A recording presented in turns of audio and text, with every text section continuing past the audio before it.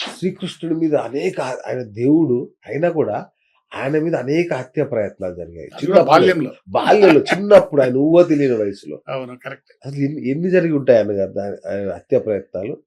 హత్యా ప్రయత్నాలు ఒక 7 దాకా జరిగాయి. 7 హత్యా ప్రయత్నాలు చేయించిన వాడు కంసుడు, సొంత మేనమామ. అచ్చా అచ్చా అచ్చా, ఓకే. సొంత మేనమామ చిన్న బాలుడు బా. ఆయన మీద 7 హత్యా ప్రయత్నాలు చేయించాడు.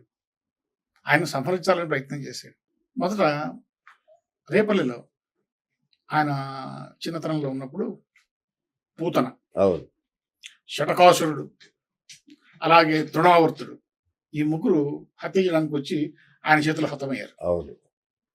తర్వాత బృందావనానికి వచ్చినటువంటి సమయంలో అక్కడి నుంచి షిఫ్ట్ ఇక్కడికి వచ్చిన తర్వాత భటకాసురుడు ప్రయత్నం చేశాడు. వాడు కూడా కృష్ణుడి చేతిలో సంహరించబడ్డాడు. భటకాసురుని తమ్ముడు బకాసురుడు, వాడు ప్రయత్నం చేశాడు, వాడు చనిపోయాడు. అలాగే పూతనను చంపినందుకు గాను వాళ్ళ తమ్ముడు అఘాసురుడు, వాడు వచ్చి హత్యా ప్రయత్నం చేశాడు, కానీ వాడు ఈయన చేతుల్లో మరణించాడు.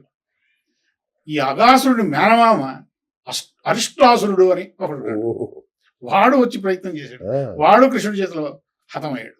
ఇట్లా 7 మార్లు బాల్యంలో ఆయన మీద హత్యా ప్రయత్నాలు జరిగాయి.